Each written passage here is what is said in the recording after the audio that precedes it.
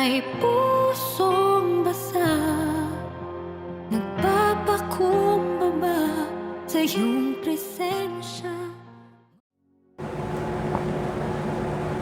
Magandang hapon sa inyo.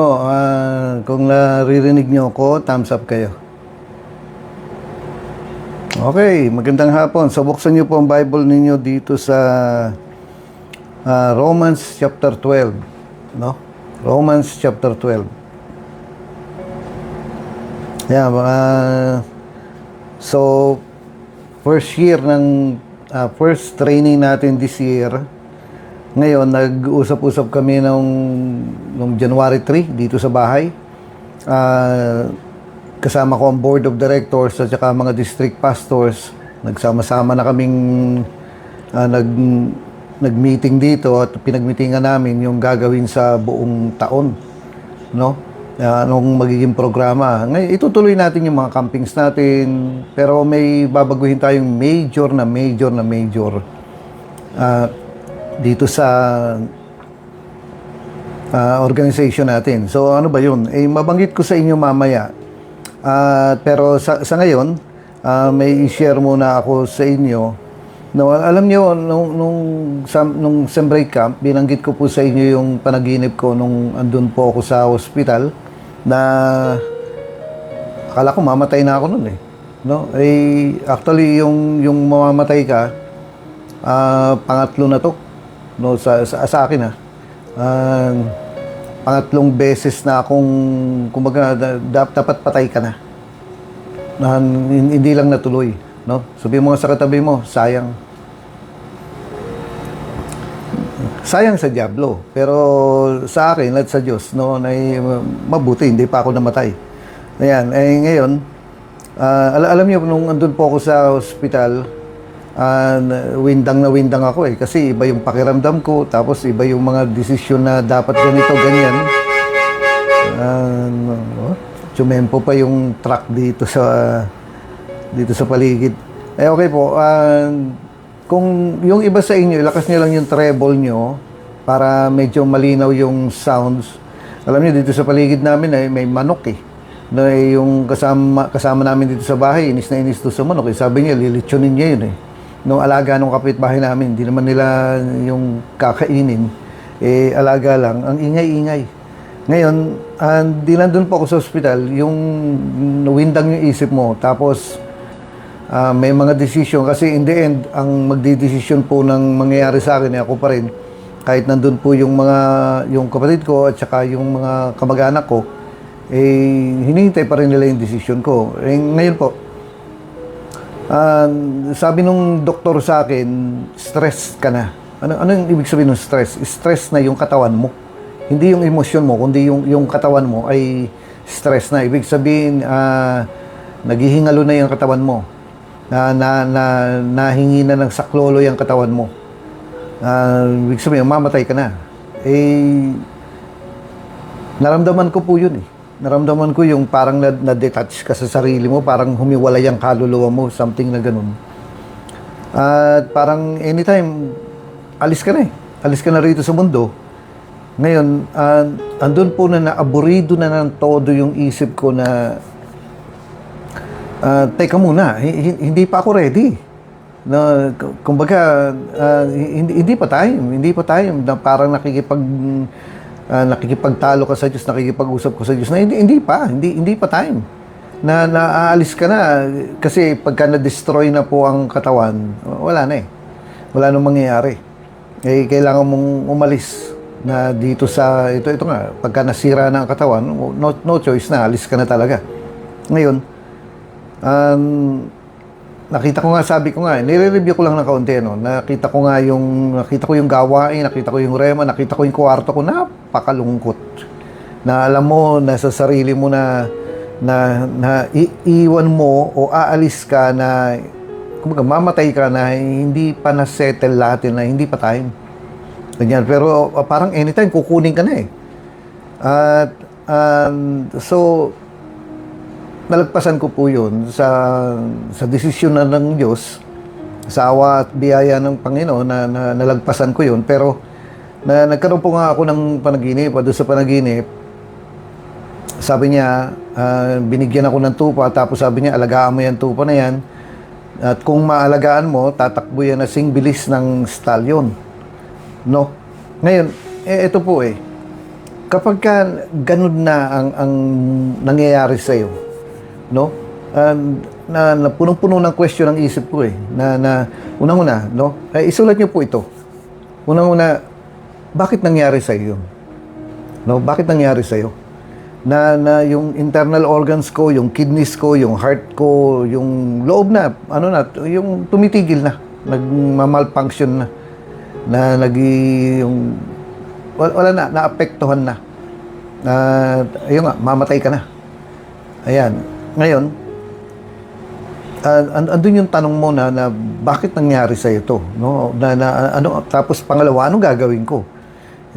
Kung sa iba, di mamatay ka na lang. No? Umuwi ka na. Ganyan. Alam ko sa sarili ko, doon sa heart ko, no? Napaka-importante po na pakinggan niyo po ito kasi inuulit ko na doon sa loob ko. Alam kong hindi pa time. Pero kapag ka nagkamali sa mga decision making, mamamatay ka. Kahit pa ayaw ng Diyos, no? Pakitingnan mo nga yung katabi mo at sabihin mo, kahit ayaw ng Diyos, no? Mamamatay ka rin.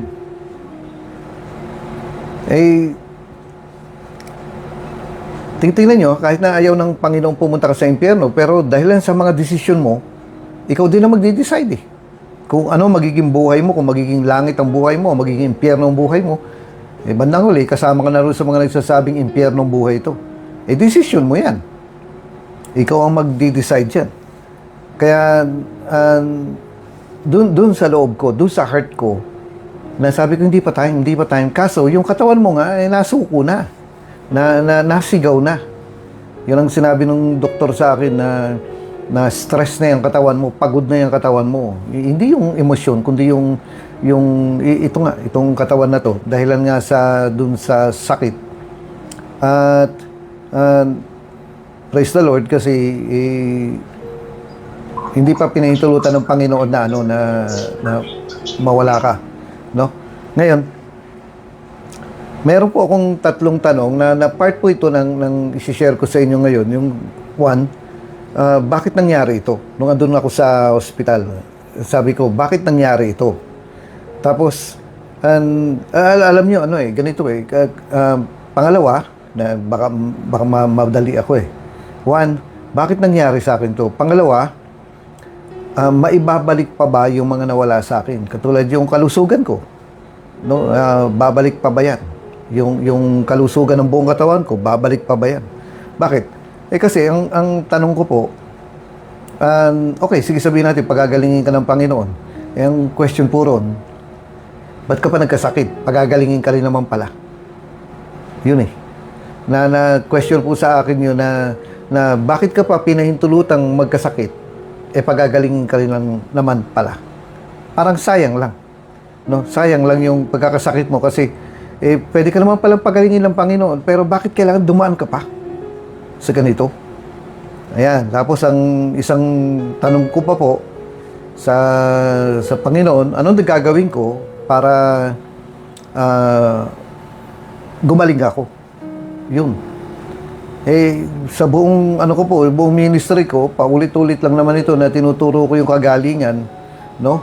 Pero kasi yung sa akin may sabihin natin ibang case Ayan, kaya question sa akin yun. Pero tingnan niyo po number one, bakit nangyari sa akin to? Alam niyo mga kapatid, kapag ka may pagsubok ka, mahirap po kasing tanungin na, Lord, bakit? Na mahirap mong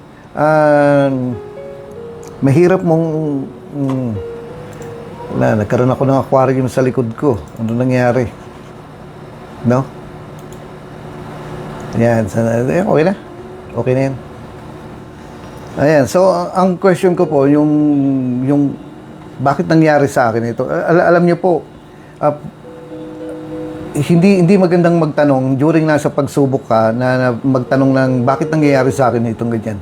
Pero hindi posibleng sagutin ng Diyos yun.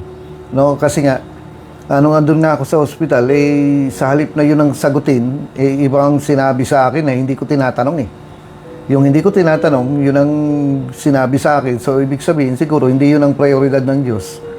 Tapos, ang narinig ko po sa ospital ay, pag-uwi mo, mag-uusap tayo.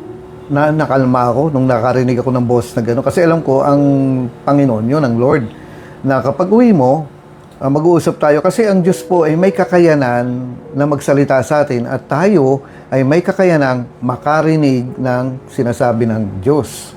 No? Alam niyo ito, kawawang kawawa. No? Kung pwede mo sabunutan yung katabi mo, sabunutan mo, sabihin mo sa kanya, kawawang kawawa yung mga taong hindi alam ang kalooban ng Diyos.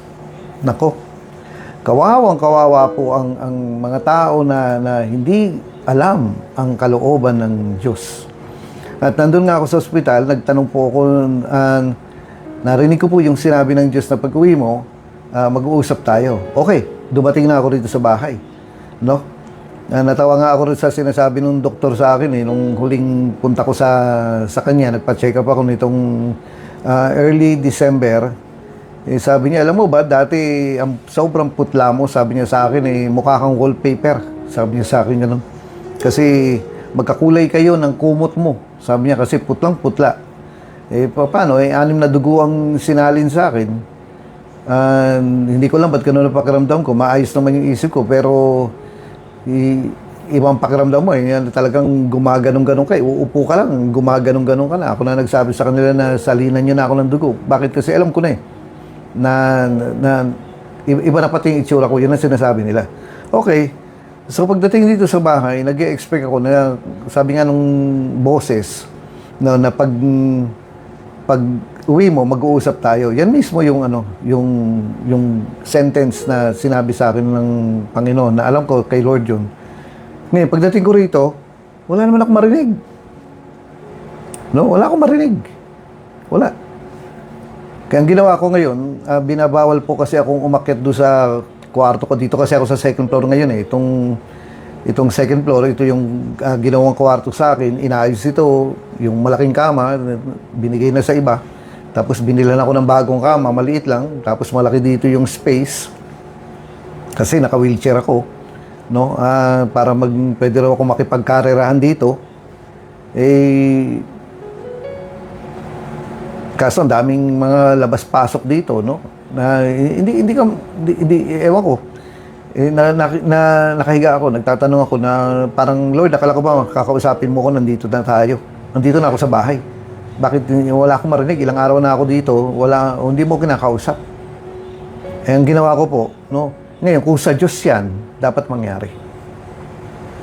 Yung mga prophecy sa'yo, yung mga binulong sa'yo ng Panginoon, binulong sa'yo ng ang mga anghel, no, yung mga sinabi sa iyo, yung mga word of knowledge sa iyo, yung rema sa iyo, kung totoo yan, dapat mangyari.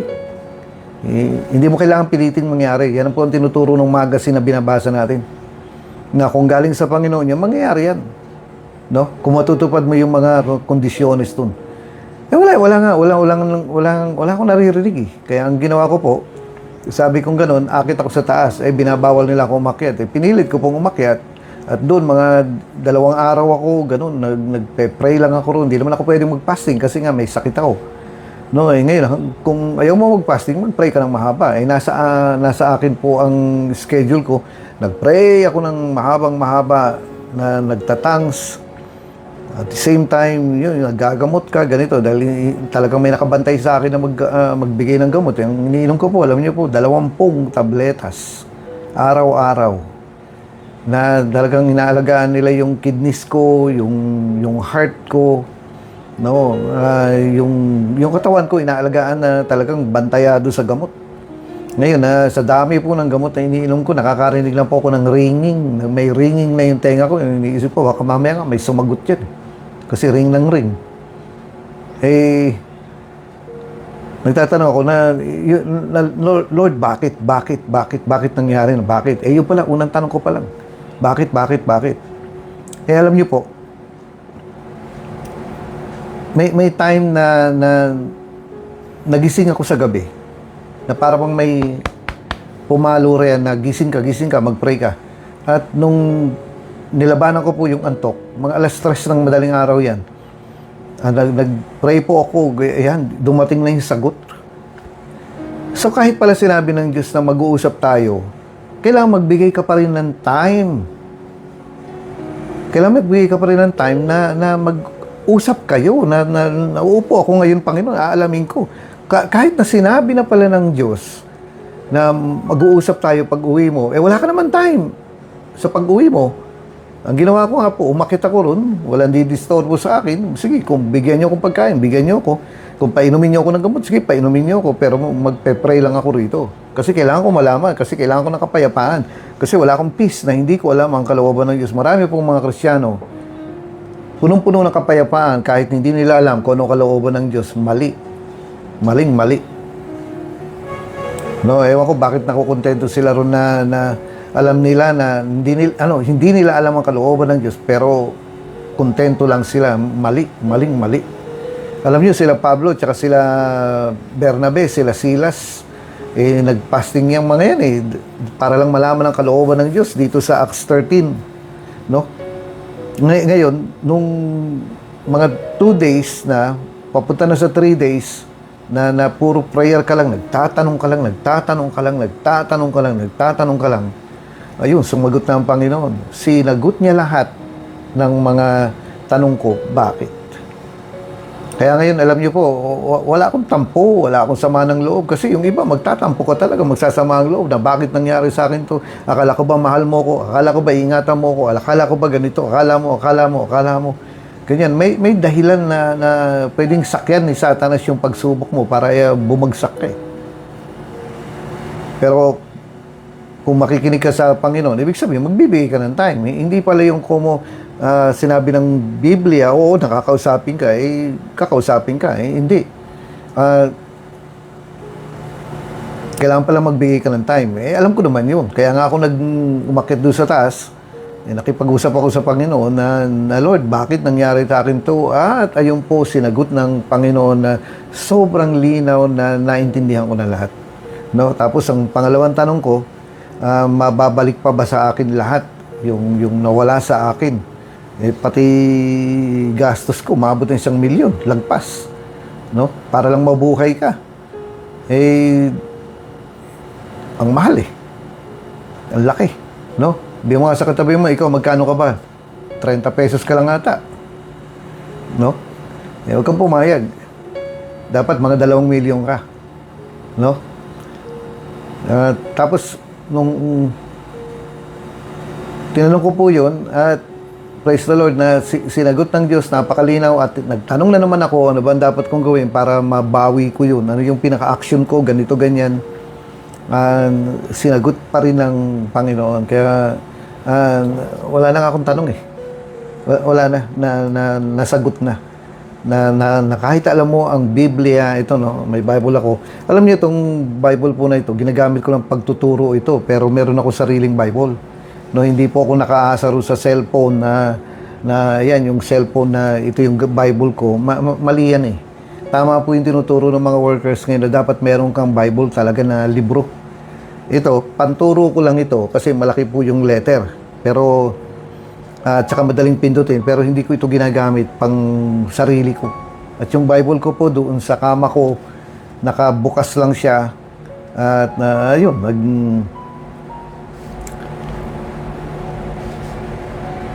doon tinuturo sa akin ni Lord kung yung mga sagot niya. At praise the Lord, alam niyo ngayon, wala akong tanong. Wala akong tampo, wala akong sama ng loob. Kasi kapag dumaan ka doon sa mga ganyang mga pangyayari, makakaramdam ka talaga ng tampo at sama ng loob na Lord, bakit hinayaan mo ako? Naglilingkod ako sa iyo, mga ganito, ganyan. Common na yan. Nararanasan po lahat ng mga Kristiyano yan, kahit pa matanda ka ng Kristiyano, kahit sila Kenneth Hagin, nagkakaroon ng mga katanungan. Pero dahilan doon sa pagbibigay nila ng time na magtanong, na yung alamin mo, na bakit nangyari yung ganito, bakit nangyari yung ganyan. Hindi naman hindi ang Diyos kasi sabi niya, call unto me and I will answer thee. Tumawag ka sa akin at sasagutin kita at sasabihin ko sa iyo mga bagay na hindi mo alam. Kaya ka magtatanong para malaman mo No, yung nga lang, uupuan mo talaga. Magbibigay ka ng time na mga 2, 3 araw. Kung kailangan, 1 linggo, sige, magtanong ka. Hindi yung lalayas ka na lang ng simbahan na dahil sa nagtampo ka. Ganun. Magtanong ka kaya. No? Magtanong ka sa Panginoon, bakit nangyari? At ano ang dapat kong gawin para makabalik ako? Something na ganun. Mabalik yung kalusugan ko. Magtanong ka kaya. No? Wala naman. Tapos at the same time, siyempre, ang isasagot ng Panginoon sa iyo ay nandito sa Bible. Hindi siya sasagot sa iyo na kasi pangit ka. Wala kang makikitang ganun sa Bible. No? Kahit totoo, pangit ka, hindi ganun ang, hindi sasabihin sa iyo ng Panginoon yun. Bakit? Isasabihin lang niya, nakalagay sa iyo dito sa Bible na nasalita niya. Hindi yung iba yung sinasabi niya na audible at iba naman yung sinasabi niya na nasa written word of God. Hindi ganun. Kaya, tapos meron pa po kung isang mabanggit sa inyo, nabanggit ko po ito nung training. Ngayon, ang panaginip po na, hindi ba, naginip ako na binigyan ako ng tupal, tapos yun nga, ang sabi kung aalagaan mo yan, tatakbo yan, ang bilis ng stallion. Ngayon, may isa pa pong panaginip, meron pang isang revelation, may isa pang nangyari dun sa hospital na hindi ko pa kinukwento. Na patungkol po rito sa organization natin, patungkol dito sa gawain natin na hindi ko pa pwedeng ikwento. Na sinabi ko lang yung pwede kong sabihin, pero yung instruction ng Diyos, yung bilin ng Diyos, yung kalooban ng Diyos, yung plano ng Diyos para sa atin ay may kadugtong pa. Pero wait lang. No, kaya nga mahirap mag-conclude eh. Mahirap mag-judge. Kasi hindi pa tapos ang Panginoon. No? Kaya bukas baaring ma-share ko sa inyo yung iba, pero sa ngayon, so change topic tayo. Ito, magkakaroon kasi kayo ng overload, ma-overwhelm kayo kapag yung maraming ituturo, ganyan. Ngayon, nabanggit ko sa inyo yung mararamdaman mamatay ka na. Sabi ko sa inyo, pangatlo na to eh. Sa akin na sinabi ng Diyos na mamatay ka na. Pero napigilan. Pangatlo na to. Ang pangalawa ay yung noon nung ako po yung nagka-COVID, na may nanaginip na sa akin na pag-pray nyo na, no, si Pastor Boy, kasi mamatay na siya. Ayan. Tapos yung nanaginip, wala namang alam sa nangyayari sa akin. Hindi naman niya alam na may sakit ako, na naginip siya, na so, pangatlo na to, no? Tingnan mo yung katabi mo, buti nga siya, wala pa siyang una eh. No? Di mo sa katabi mong ganyan eh, matagal ka pa atang mabubuhay. No? Di mo sayang. Okay. So, dito po sa Romans chapter 12, may share po ko sa inyo. Ngayon, hinahabol ko kasi itong time eh, kasi hanggang ano lang ako rito, hanggang stress lang ako. Okay po. So, Romans chapter 12, verse 1 and 2. Ayan. No? Ngayon, basahin ko muna rito sa dito sa mabuting dito sa Tagalog, ang King James na Tagalog. At ito po, sabi niya, simulan po natin sa verse 1. Kaya nga, mga kapatid, ipinamanhid ko sa inyo alang-alang sa kahabagan ng Diyos na inyong iharap ang inyong mga katawan na isang haing buhay, banal, na kaaya-aya sa Diyos na siya ninyong katampatang pagsamba. Verse 2. At huwag kayong magsiayon sa sanlibutan ito, kundi mag-iba kayo sa pamamagitan ng pagbabago ng inyong pag-iisip upang mapatunayan ninyo kung alin ang mabuti, ang kaaya-aya at lubos na kalooban ng Diyos. Ayan. Ngayon, dito po sa binasa natin, makikita rito yung tatlong kalooban ng Diyos. No, ngayon, nasan ka dito? Ano ang pinamumuhay mo ngayon bilang worker? Ikaw ba ay nandun sa pangatlong kalooban ng Diyos? Nandun ka ba sa pangalawang kalooban ng Diyos? O ikaw yung nasa unang kalooban ng Diyos? I-share ko po sa inyo ito. Pilitin ko pong maging mabilis dito kasi marami pa akong gustong sabihin. At kung meron po nakapag-record sa inyo nung sermon ni Pastora Lea at saka Pastora Iam kaninang umaga, paki-contact nyo po ko kasi yung recording po namin ay hindi na-record, no? Na-record yung video pero yung boses hindi na-record, kaya nangihinayang ako. No, aga-aga ko nagising, inaayos ko, pagkatapos hindi naman pala tumalab. Ayan. Ngayon, dito sa binasa ko po sa inyo, dito makikita yung tatlong kalooban ng Diyos. Ayan. Actually po, meron pang pangapat, pero hindi ko naman masasabing kalooban ng Diyos yun. Pero dito, sinabi niya yung tatlong kalooban ng Diyos. Ngayon, nasan ka? Ikaw ba ay nandun sa unang kalooban ng Diyos, sa pangalawang kalooban ng Diyos, o pangatlong kalooban ng Diyos? Kahit worker ka na. No? Kahit worker ka na. Okay. Tingnan po natin dito sa sa King James, kasi mas maganda sa English. Ewan ko ba naman bakit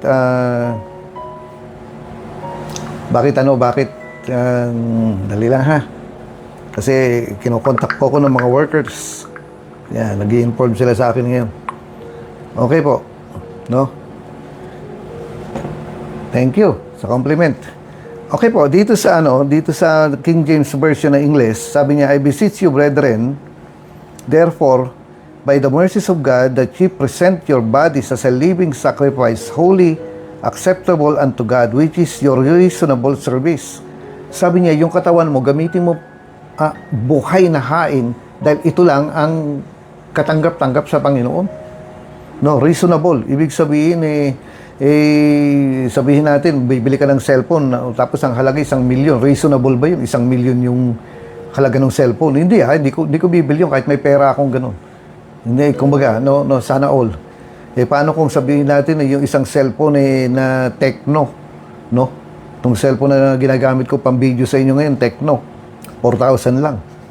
Yan, hindi ko nakuha sa Temu, no? Ngayon, kung may magbebenta sa akin ng cellphone na Tecno, tapos sisingilin ako ng 1.2 million, hindi reasonable. Hindi Yan, ngayon, ibig sabihin, yung paglilingkod natin, sabi niya, kung hindi mo i-offer yung katawan mo bilang buhay na handog, ibig sabihin, buhay na sacrifice, hindi reasonable yan. Hindi tatanggapin ng Panginoon yan. No, kasi sabi niya gano'n, kung hindi mo i-offer yung buhay mo, no, bilang holy, banal, hindi reasonable. Kahit pa maglingkod ka na maglingkod sa Panginoon, kung walang holiness, hindi tatanggapin ng Panginoon yan. No? Alam niyo, yung mga mali natin, yung mga pagkukulang natin itong mga nakaraang taon, iiwan mo na lahat yan. Huwag mo nang balikan. Sabi niya, kung hindi ka rin lang mabubuhay ng banal, no, yung way ng pamumuhay mo, kahit worker ka, kahit pastor ka, hindi tatanggapin ng Panginoon yan.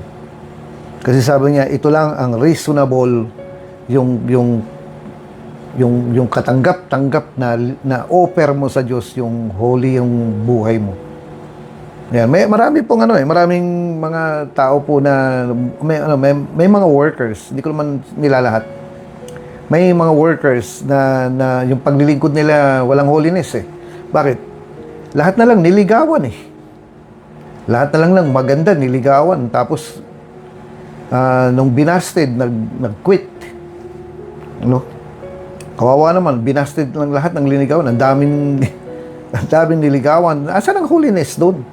Nasabihin mo, naglilingkod ako sa Panginoon, pataas-taas ka pa ng kamay na ganyan. Pero,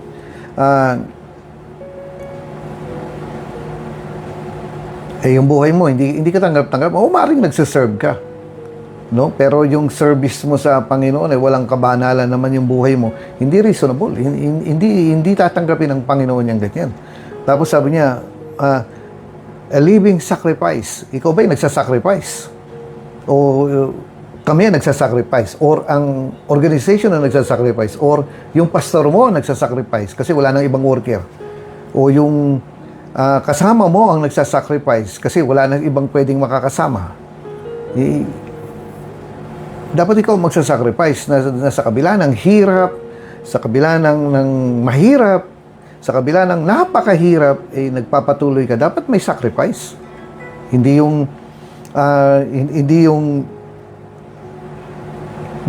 mga kasama mo nagsasacrifice sa'yo.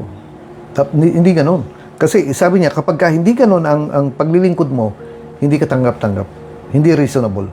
Tapos sabi pa niya rito, acceptable unto God, yung katanggap-tanggap sa Panginoon, which is your reasonable service. Ngayon, verse 2, dito tayo pupunta.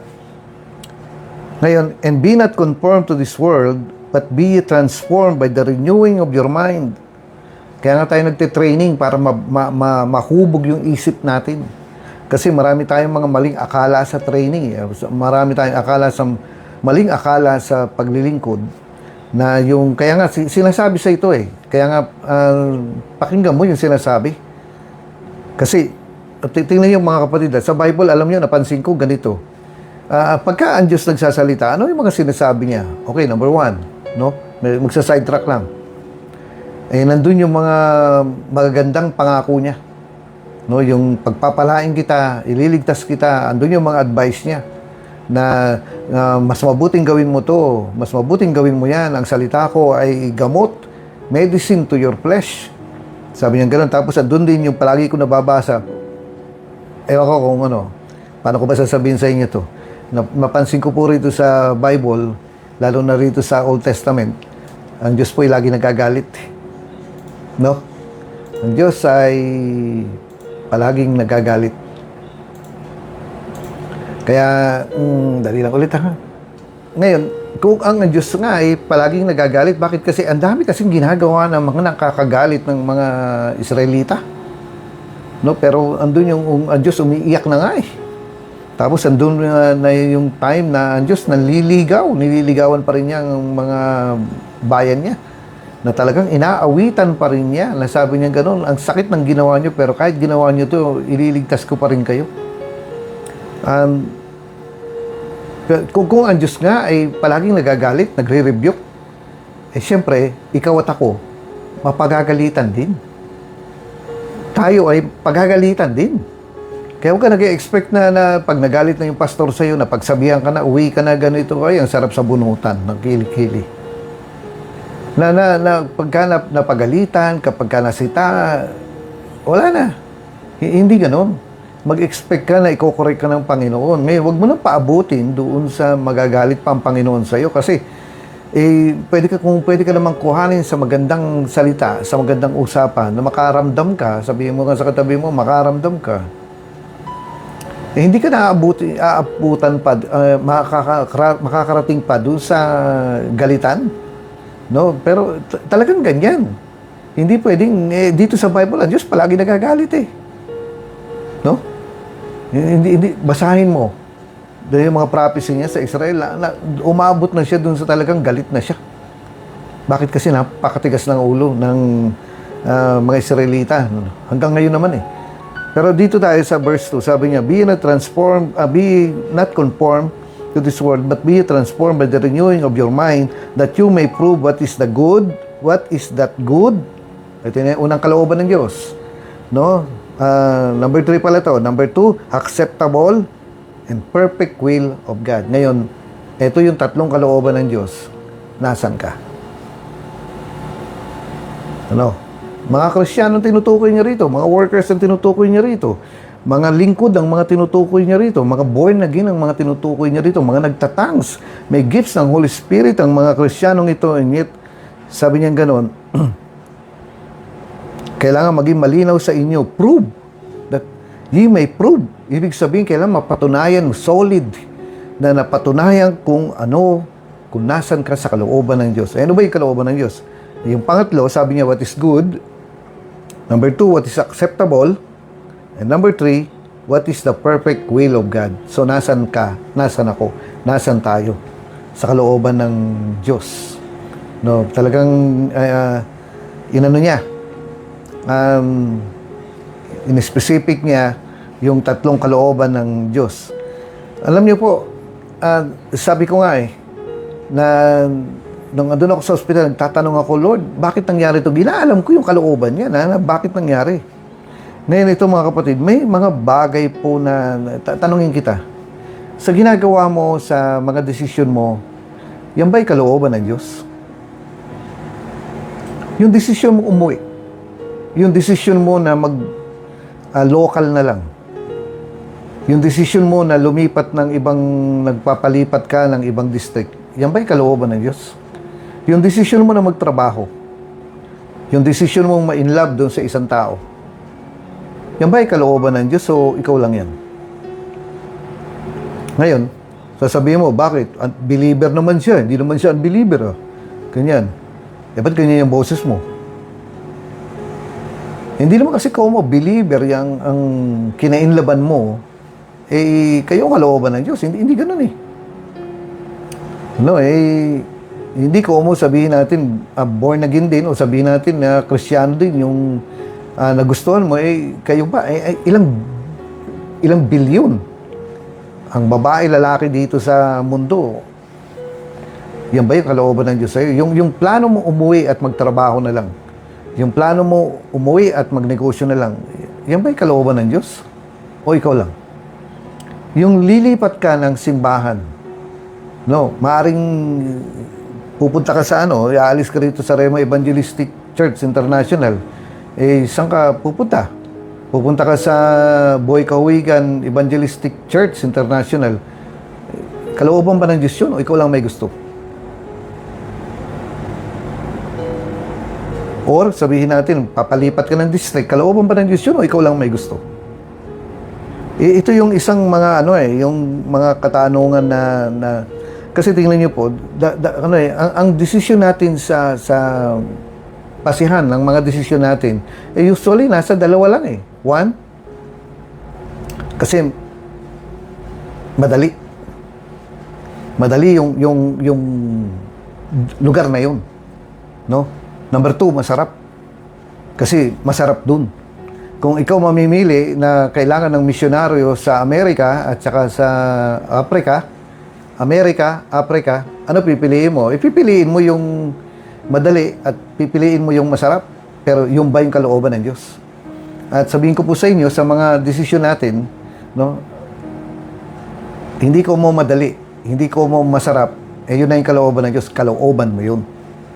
At kapag nawala ka sa kalooban ng Diyos, nabuhay ka sa kalooban mo, no, yung paglilingkod mo, hindi na reasonable, hindi na katanggap-tanggap. Aanihin mo yan. Kasi sa mga panahon ito, hindi ka na pwedeng magpatumpik-tumpik. Bakit? Last days na. Naglalaro pa rin ng mga Kristiyano. Hindi maganda.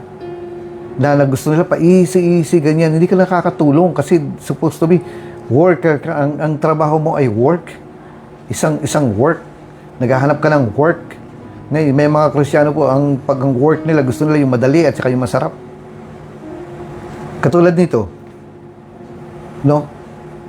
Yung isang worker, dalawang worker, tatlong worker, sasabihin lang, maglo-local na lang sila. Doon na lang daw sila sa dating pinanggalingan nilang simbahan. Bakit? Kasi madali ang buhay doon. Pwede akong umuwi. Tapos pagdating sa bahay, pwede akong kumuha ng pagkain sa ref. No? Madali. Pwede lang ako kung kailan ako gustong makipagbarkadahan sa mga taga-church, kung kailan ako gustong makipagkwentuhan sa church, doon ako, ganun. Wala ka ng trabaho pag ganun. Kasi ang mga nagpapa-local yung actually yung maglo-local worker ka doon sa lugar nyo, doon sa bahay nyo, doon sa malapit sa bahay nyo, pwede namang gawin yun ng mga taga roon. Hindi nila kailangan ng full time doon. Bakit? Kasi yung mga may trabaho doon sa church ninyo, yung mga may hanap buhay doon, yung mga may pamilya doon, yun ang dapat mag-local. Yun ang dapat mag-part-time. Ikaw, kailangan ka bilang full-time. At kapag full-time ka, hindi ka doon sa local church. Ikaw ay, kung full-time ka, dapat ikaw ay nasa ibang simbahan. Bakit kasi? Kapag ka nawala ka doon sa malayong simbahan, baka hindi na magpatuloy yun. Dahilan sa kagustuhan mo na mag-local na lang. Yung mga tao doon sa local, pwede naman yung mga taga-ron na lang ang mag-ministry. Kasi maaaring may trabaho sila, may pamilya na sila, na hindi na pwede silang mag-full-time. Pero kasi yun ang magiging desisyon mo kasi nga, madali. Pero kailangan ka ba doon? Actually, hindi ka kailangan doon. Kailangan ka sa malayong simbahan kasi ang kailangan nila full-time, hindi part-time. Kaya kung iwanan mo yung simbahan mo bilang full-time, mapipilay na yon. Pero kasi, ang tinitingnan po natin ay yung madali at yung masarap. Yan lang naman eh. Kaya nga, itong desisyon na to, no? Sabi niya, kailangan malaman ninyo kung ano yung good, acceptable, at perfect will of God. Nasaan ka? Ngayon, sa paggawa ng desisyon, usually, yung pinakamahirap ang tama. Yung pinakamahirap na desisyon, yun ang pinakatama. No? Ikaw kaya magpapako sa krus, ang hirap kaya nun. No? Eh, si Jesus nga, dumating ang time nung kinakarga na niya yung confusion ng mundo, yung buong kaguluhan ng isip ng mundo, naapektuhan na siya. Sabi niya, kung maaari, huwag mo na akong padaanin dito. Pero hindi yung kalooban ko, kundi yung kalooban mo. Ano ibig sabihin dito ng good? Yung pangbaguhan lang ito. Yung good ay yung pangbaguhan lang. Ngayon pwede kang gitarista ngayon, no? Pero hindi ka tinawag talaga sa paggigitara, kaya darating ang time, bibitawan mo din yan. Maaring ngayon, drummer ka. Maaring ngayon, gitarista ka, pero hindi ka habang buhay gitarista o drummer.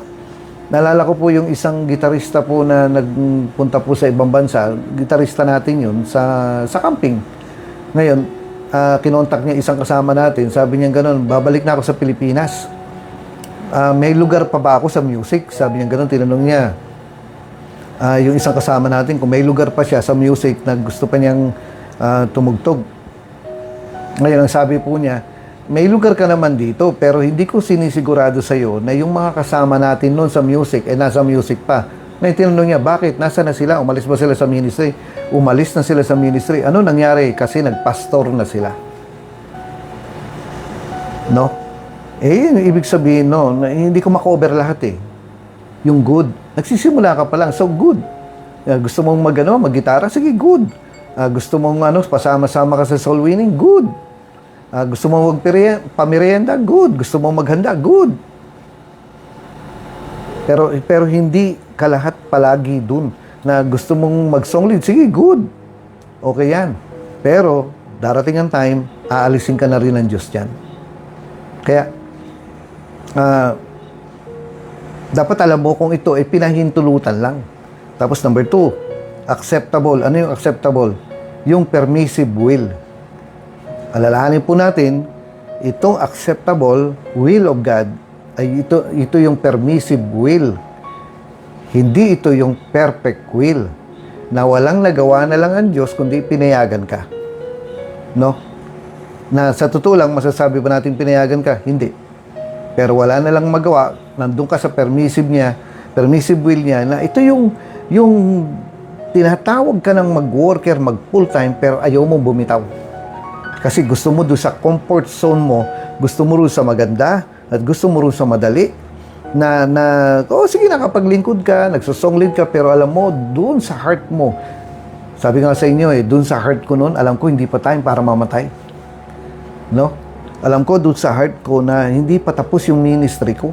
At doon sa heart mo, alam mo na hindi ito yung perfect will ng Diyos sa akin, na hindi pa ito yung kalooban ng Diyos sa akin. Pinapayagan lang niya ako rito. Pero darating din ang time, iaangat niya ako. Itong acceptable, ito yung permissive will. No, sige, nagpapakanta ka. Pero alam mo, doon sa heart mo, tinatawag ka ng mag-missionary. Sige, naggigitara ka. Dahil ayaw mong bitawan yung buhay mo riyan na masarap dyan sa simbahan na pwede ka lang umuwi-uwi. Habang yung mga kaluluwa nagkakamatayan dahil sa wala ka doon sa perpektong kalooban ng Diyos. Ito po yung lugar na pinapayagan lang ng Diyos kasi wala na siyang magawa. Pero wala ka sa, tulad nito, sabihin natin, andun ka sa relasyon na hindi mo mabitaw-bitawan, pero alam mo dun sa heart mo na kailangan mong i-let go. Alam mo na kailangan mo nang pumasok sa pagpo-full time. Alam mo na kailangan mo nang mag-worker.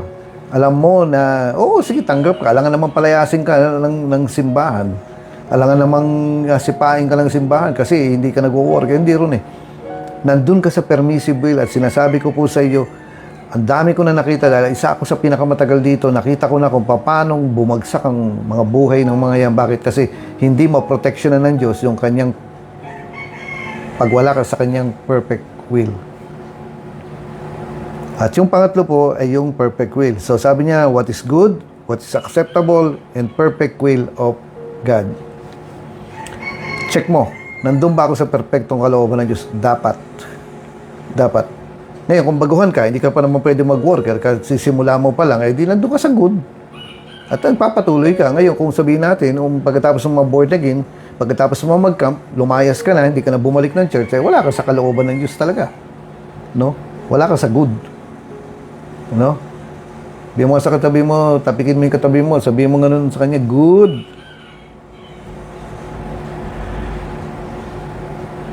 Tulad nito, tingnan mo yung katabi mo, alam mo nang bawal sa kanya yung mataba, kumain pa, sige, good. No, ano nangyari? Buti sana kung yung taba na yan, pupunta dito sa muscle dito, hindi, napunta lahat sa bilbil No, sabihin mo sa kanya, good. Okay, medyo kalabitin mo, sabihin mo, good dog. Joke lang. No.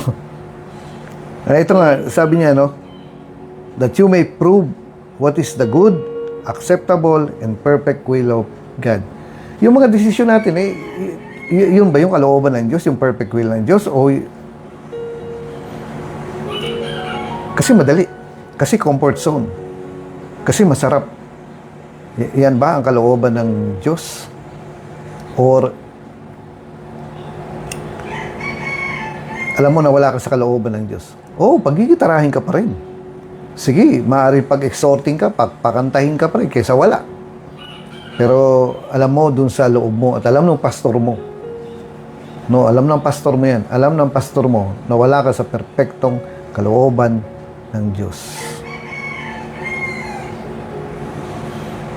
Ngayon, yung mga confession mo, sabihin ko sa'yo, dahil sa tinatanim mo yan, no?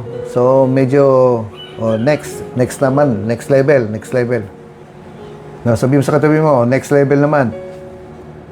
Turn mo yung page. Page turn. Okay. Alam nyo ba, dahilan sa pumasok ka, pumunta ka, doon sa permissive will ni Lord, ang pinagbibigyan mo ron, yung laman mo. Yung gusto ng laman mo. Tulad nito, meron po akong isang kakilala na, ay, hallelujah, kung katabi mo ito, alam mo, katabi mo, batukan mo. No? At sasabihin ko sa iyo kung sino, ha? Ayan. Siya kaya itong katabi mo. Kapag ka alam mo na siya ito, batukan mo. No? Sige. Lahat na lang ng simbahan na pinag-deployan niya, nireklamo siya. Bakit? Kasi hirap kasama. Lahat na lang ng pinuntahan niyang deployment niya, kinainisan siya. Dapat hindi ganun eh. Kasi ang mga workers po, dapat kung saan man sila napunta, dapat minahal sila. Na ayaw silang pakawalan. No? Na talagang pagka ililipat na itong worker, kakapit ka dun sa paa. Na sabi mo gano'n, hindi kita pakakawalan hanggat di mo ko pinagpapala. Na talagang minahal sila, na-appreciate sila. Hindi yung lilipat na po ako, ba't ang tagal? No? Kailan ka alis? Talagang gusto ko ng paalisin kasi na doon yung pangalan mo mabaho. Masakit ito. Sinasabi ko sa inyo, yung pangalan mo bilang worker, bilang pastor, mabaho. Bakit? Ano ginawa mo eh? Nasa lahat na lang ng pinag-deployan mo, kiniinasan ka. Dapat hindi ganyan. No? Hindi mo masasabing nasa perfect will ka. Bakit? Kasi hindi ka blessing. Kasi kapag nandun ka sa perfect will ni Lord, hindi doon sa acceptable mabuti pa yung good. Ma-appreciate ka nila. Pero ang good ay pang baby Christian lang. Pero kapag ka ikaw ay nandun sa permissive will, hindi ka blessing. Kasi magiging blessing ka lang doon sa perfect will of God. Pag nandun ka sa perpektong kalooban ng Diyos, doon ka magiging pagpapala. Number 2, sabi ko number 1, lahat na lang ng dineployan mo, kinainisan ka. No? Wala ka sa perpektong kalooban. Number 2, ano ba yung number 2? Palipat-lipat ka na lang. Anong ibig sabihin nun? Nagpapalipat-lipat ka na lang. 1 week dito sa district na to, tapos 1 week na naman sa district na to, hindi ka masaya, 1 week na naman dito sa district na to, hindi ka masaya, 1 week ka na naman sa district na to, hindi ka masaya, 1 week ka na naman dito, hindi ka masaya, request ka ng request ng palipat-lipat-lipat.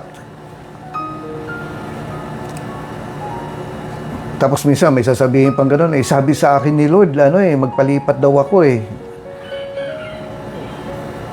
doon pa lang makikita mo nang hindi ang Diyos na nagsalita sa kanya.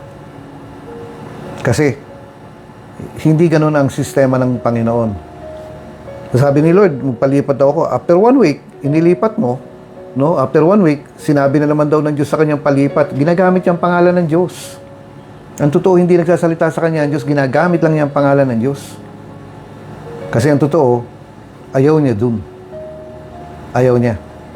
Bakit? Siguro kasi sabi ko, hindi masarap at hindi madali. Nahirapan siya. Na siguro nasasaktan siya ron. Bakit? Kasi lagi siyang pinagsasabihan na siya yung umuubos ng pagkain. No? Siguro, totoo. Ngayon, kung mapagsabihin ka, ang Diyos nga lagi nagagalit dito sa Bible Lagi na lang na nauubos nila ang pasensya ng Diyos. Alam niyo ito, meron po yung isang worker na sabi ko nga sa inyo, ulit-ulitin ko to. Nakita ko siya July camp. Tinitingnan ko siya. Wala akong alam sa kanya. Hindi nakarating sa akin yung problema. Alam niyo kapag yung problema kasi malalang-malala na, doon lang nakakarating sa akin yan. Kasi hanggat hindi malala yan, hindi yan pinaparating sa akin. Kaya kapag yung problema ay nakarating sa akin kay Kuya Boy, ibig sabihin malala ka na. No? Ano ibig sabihin? Siguro matabang-mataba ka na. Naubos mo na yung pagkain ng mga kasama mo. Ngayon, ito po, tinitingnan ko siya, biglang nakarinig ako ng boses na yung trabaho mo ngayon ang magiging tungtungan mo sa susunod na ministry mo. Yun, no? Kasi parang hagdanan. Yung inaapakan mo ngayon, yun ang tutungtungan mo para sa susunod na hakbang. Tapos sa susunod na hakbang. Yung narinig ko pong salita, yung trabaho mo ngayon sa pag-worker mo, ang magiging tungtungan mo sa susunod na hakbang. Ibig sabihin pataas ng pataas. Iniisip ko, bakit kaya? Bakit ko kaya narinig ito? Bakit sinabi sa akin ng Diyos yun? Habang nakatingin ako doon sa worker. Alam niyo ba, after po nung term na yon, itong worker na to ay hindi na nagpa-deploy. Hindi ko na nakita. Hindi ko nawala na siya. Nawala na siya sa sirkulasyon, nawala na siya sa rema. Ngayon, ang init-init pa naman niya. Kumbaga parang isa siya sa mga pinag-aagawan. No? Na talagang pinag-aagawan ng ministry. Nagtataka ako. Bakit nawala na siya? Bandang huli, nalaman ko na lang na ito palang babae na to, no, itong worker na to, lahat ng pinag-deployan niya, nakipag-boyfriend. No? Nakipag-boyfriend. Lahat na lang ng dineployan niya, nakipag-boyfriend. Lahat ng pinuntahan niyang simbahan, nag-iwan siya ng boyfriend. Nakipagrelasyon sa kabila ng sinasabi po natin na bawal kang nakikisawsaw bilang worker, na bawal kang nakikisawsaw sa huwag ka nakikipagligawan doon sa mga simbahan na pinag-deployan mo. Bawal yan. Tapos, halimbawa, may mga away-away doon, huwag ka nakikisali doon sa away kasi hindi ka dapat nakikisali sa mga civilian na mga alitan nila kasi wala po ako alam na simbahan na walang alitan ng mga miyembro lagi lang kasi ang Corinto pinakamalala, lagi lang may alitan yan. Ngayon, hindi bilang worker, bilang pastor, hindi ka dapat nakikisali ron, hindi ka dapat nakikipagkampi ron. Nandun ka para maging peacemaker, hindi ka dapat sumasali riyan, tapos hindi ka dapat nakikipagligawan doon.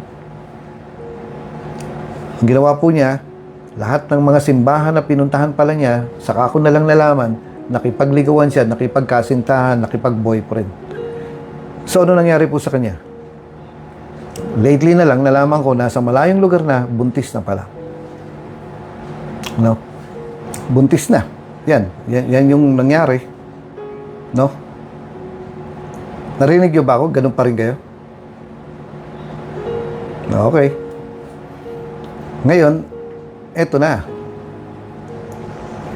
Kapag ka nandun ka sa permissive will, nandun ka sa laman. Kasi ang pinaglilingkuran mo lang, yung gusto mo. Kung ano yung madali sa'yo, at kung ano masarap sa'yo. Wala ka sa sakripisyo, wala ka sa kabanalan, no? Wala ka sa perpektong kalooban ng Diyos, nasa laman ka. Nandun ka sa gusto ng laman mo. Dito madali. Dito kasundo ko ang mga tao. Dito gusto ko ng mga tao. Dito marami nang lilibre sa akin. Dito tataba ako. Dito maraming nagbibigay sa akin ng maraming nagbibigay sa akin ng pera dito. Pero nandun ka sa permissive will, ayaw mong magpalipat, ayaw mong magpa-deploy kasi ayaw mong mahirapan. Mga kapatid, nasa laman ka. Nagtatanim ka sa laman. At alam nyo ba, may mga tao po, darating ang time, may mga tao, kahit ipag-pray mo, hindi nagagaling. Bakit? Kasi nagtanim sila ng todo sa laman.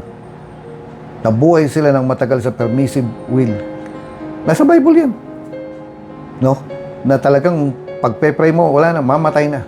Bakit? Kasi nabuhay sila sa permissive will na sobrang habang panahon na nagtanim sila sa laman. Ang nagtatanim sa laman ay aani ng kamatayan. Ngunit ang nagtatanim sa spirito ay aani ng buhay. Talaga bang spiritual yung ginagawa mo o makalaman na yung paglilingkod mo? No, yan ang sinasabi rito acceptable. Ano yun? Permissive will. Hindi nga acceptable talaga yan eh. Mali lang yung translation dito eh. Ang tinutukoy dito yung permissive. Ibig sabihin, pinapayagan ka na lang ng Diyos kasi ayaw mo magpa-deploy eh. Pero doon sa talaga, kung tatanungin mo ang Panginoon, hindi yan ang kalooban ng Diyos sa'yo. No? Ngayon, paano kung talagang gusto ng Diyos na mag-local ka? O di walang problema kung yan ang kalooban ng Diyos. Paano kung gusto ng Diyos na maghanap buhay ka? Di sige, walang problema. Kung yan ang kalooban ng Diyos. Yung nga lang, sabi niya, i-prove mo daw. I-prove mo. No, hindi niya sinabing, kumbaga, na hinala lang, baka palagay ko lang. No, sabi niya ganoon, i-prove mo, mag-fasting ka. Alamin mo kung yan ang kalooban ng Diyos sa'yo. Ngayon, ayoko naman magpunta tayo ron sa sabi ng pastor, dito ka na lang. Bakit kasi kailangan ka namin dito? Tapos hindi naman pala. Kung full time yan, mga pastor, i-release natin. No? Ngayon, yung mga dun sa local natin, yun yung mga part-time. Pero yung mga full-time, i-release natin yan. Yan naman ang usapan talaga rito eh. Hayaan mo na lang yung mga part-time, mga mag-local. Pero yung mga full-time, yung may mga time, ibigay natin sa iba. Kaya nga, darating ang time, tulad nito, ano nangyari doon sa paglilingkod ng worker? Wala. Ngayon, nasira lang ang buhay niya, nanisip pa siya eh. Kasi sinabi niya, pinipigilan daw siya ng magulang niya. Kaya daw siya nagkanda sira-sira ang buhay kasi pinipigilan siya ng pamilya niya. Sino bang hindi pinigilan? Pero dahilan sa mga tinanim mo na puro pagbo-boyfriend pala yung ginawa mo doon sa yung puro, excuse me po, no? Excuse me. Minsan, dahilan dito sa katomboyan, tsaka kabaklaan. Kaya ka nagpapadeploy, wala na. Last na yan. Last. Excuse me po. May mga tao gustong-gusto sa pulpito para sikat. Last. May mga tao kaya nandun sa paglilingkod kasi alam niyo po, maikwento ko lang sandali ano. Meron pong sakit na may isang sakit na sa isang tao na gustong-gusto niyang pumatay. May isang uri ng sakit na hindi ko lang matandaan kung anong pangalan itong sakit na to na isang disease or sickness or complex na gustong-gusto niyang pumatay. Ngayon, kung ikaw ay may sakit na ganyan, anong magandang salihan mo? Simple lang. Ano yun? Sumali ka sa army. No? Sumali ka sa army. Bakit kasi ron? Wala kang gagawin kundi pumatay ng mga sundalong kalaban mo. No, para mapagbigyan yung laman mo, mapagbigyan yung desire mo na pumatay. Kapag ganyan ka, si Satanas ka siguro kasi si Satanas na parito para pumatay, di ba? May mga tao po na papasok sa pag-worker para makipagligawan. Na yun lang ang tangi nilang, may mga nakuhuli po kaming ganyan na kaya nila gustong sumali dito sa Rema. Pinaalis mo na, umalis ka na, lumipat ka na ibang simbahan, pero ayaw umalis kasi gusto ligawan. Na sabi ko, bantayan nyo yan, mambibiktima yan. Meron pa yung isa na dito sa may Taytay yan dito sa may district ni Abi yan, galit na galit si Abi Kumbaga, parang something na 35 na yung lalaki, niligawan niya, 14 years old. Biniktima niya. Sabi ko na ngayon, maaaring pagtanggol mo pa dahil miyembro mo, bigyan pa natin ng chance. Oo, sige, bigyan natin ng chance. Bandang huli, di maganda. Tapos ang kino-complain pa niya, kapag karo nag-worship na nasakit ang ulo. Bakit? May demonyo May sakit. Sabi kong ganun, tiwalag na yan. Kaya binigyan na yan ng tsansa. Hindi ko isasakripisyo yung miyembro natin, 14 years old o 12 years old, di ko na matandaan, babae. Na binibiktima niya. Anak ng pastor to sa ibang simbahan. Gustong-gusto niya dito sa Rema. Bakit? Para mambiktima. Naghahanap ng mabibiktima. No? Niligawan yung 14, 12 years old, di ko na matandaan kung ilang taon, pero nandun yun sa 14, 12. Napaibig niya. No? Tingnan mo nga yung katabi mo, siguro ganun kakapogi. No, napaibig mo yung 14 years old. Tanda-tanda mo na. Nakikipagkita sa madaling araw na nabiktima niya yung bata. Tanungin niyo po si Pastora Abi riyan. Galit na galit si Abi na binigyan na siya ng pagkakataon, no? Pero sabi niya, wag niyo po akong paalisin, bigyan niyo pa po ako ng another chance. Nagagano'n siya. Binigyan na nga Pero in the end, sabi namin, alis na. Bakit? Kasi may sakit. Yun po, no? Ngayon, sinasabi niya rito, yung bang paglilingkod mo ay good? Nasa permissive ka o nasa perfect will ka? Kasi magiging blessing ka lang kapag ikaw ay nandun sa perfect will ni Lord. No? Hindi yun namimili ng trabaho. Naalala ko ngayon sabi ni Pastor Larry, kapag ka yung tanggi ng tanggi sa mag-opening prayer ka, nagiging paniki. Bakit? Sabi niya gano'n, ikaw opening prayer, sasagot yung tao, ba't ako? Paniki daw siya. Kay Pastor Larry ko yan ako Mga kapatid, pag nandun ka sa perfect will ni Lord, doon ka nagiging blessing. At doon ka gagamitin ng Diyos sa perfect will ni Lord. Pagka ikaw ay nasa permissive, ikaw ang gagamit sa mga tao. Alam mo, dapat magpa-deploy ka na Alam mo na dapat nag-worker ka na Pero kung kalooban ng Diyos na ikaw ay magpalipat ng district, walang problema. Basta kalooban ng Diyos, i-prove mo. Hindi yung palagay ko, ganito, ganyan, mag-fasting ka, magtanong ka. Kasasabi ko lang kanina na doon, nung nandun ako sa ospital, na prove ko na ito yung sinasabi ng Panginoon, ito yung kalooban ng Panginoon, na yung tanong ko, nasagot ng Panginoon. Ngayon sabi niya gano'n, i-prove mo, that you may prove, sabi niya gano'n, ulitin ko po, be not conformed to this world, but be transformed by the renewing of your mind, that you may prove what is the good, acceptable, and perfect will of God. Saan tayo doon? Ito po ay patuloy na tanong sa ating lahat. Kasi kung hindi, sayang lang yung paglilingkod natin kung nandun lang pala tayo sa permissive will ng Panginoon kasi ayaw mong umabante, ayaw mong umalis, Ayaw mong humakbang, ayaw mong magbaka sakali, ayaw mong magsugal, ayaw mong subukan. Nandun, punong-puno ka ng takot na pumasok sa ministry, pumasok sa ganitong paglilingkod, takot na takot ka. Gusto mong manatili na lang riyan na nakakapit ka dun sa palda ng pastora mo o tatay mo. Kung nagpapalda ang tatay mo, meaning yung pastor mo, tinawag tayo ng Diyos na humayo sa buong mundo. Huwag kang mag-stay dyan. No? Ay, sige po, ngayon, kayo po ay magdi-divided seminar. Meron pa akong counting time pero okay na to. Kayo po ay magdi-divided seminar, tapos mamaya magpi-film showing tayo. Yung pong papanoorin natin, sa atin din lang naman, sa Rema Philippines din lang naman yan.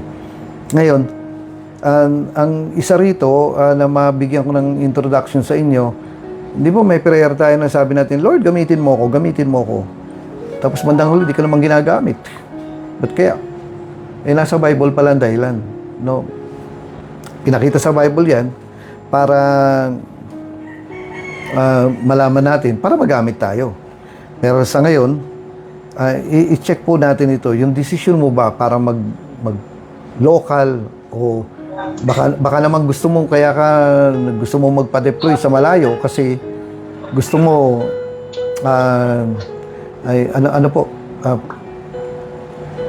baka naman kaya mo gustong magpa-deploy kasi may tinatakasan ka sa bahay mo, nagtatanim ka rin sa laman, no? Basta nandun ka sa permissive will, nagtatanim ka sa laman. Ayan, i-reviewin niyo po ito. Ito po ay ilalagay ko naman sa YouTube.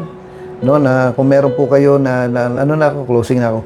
Kung meron kayong recording nung kanina, nung kay Leia, tsaka nung kay Miriam, paki-contact niyo po ako kasi hinahanap, hindi po na-record, sayang. Hinayang ako. Okay po, magkaroon kayo ng maliit na discussion, mga pastor, ibigay ko po sa inyo muna. Ito, meron pang 10 minutes, magkaroon kayo ng prayer, sandali lang. No, maggrupo kayo, mag-pray kayo. Pagkatapos saka kayo mag-prayer, mag-divided seminar.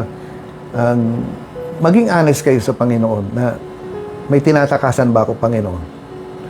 Nandun ba ako sa perfect will mo? Nandun ba ako sa permissive will mo? Alam nyo, kapag ka-permissive will yan, para ka naliligo na naka-jacket ka. Ibig sabihin, dapat mong alisin yung mga bigat sa buhay. Na alam mo, wala ka sa kalooban ng Diyos.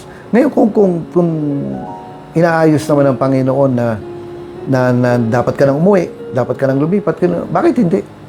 Basta kailangan i-prove mo na ito ay kalooban ng Diyos. Ito yung perfect will ng Diyos, hindi permissive will lang niya. Ibibigay ko po sa inyo mga pastor, kung kailangan mag-altar calling kayo, mag-altar calling po kayo ngayon. No? Mag-worship kayo. Hayaan natin ang Holy Spirit na mangusap sa atin. Buksan niyo lang po itong live natin. Okay po, iwan ko po sa inyo, magandang hapon po. Mag-altar calling po kayo kung kinakailangan.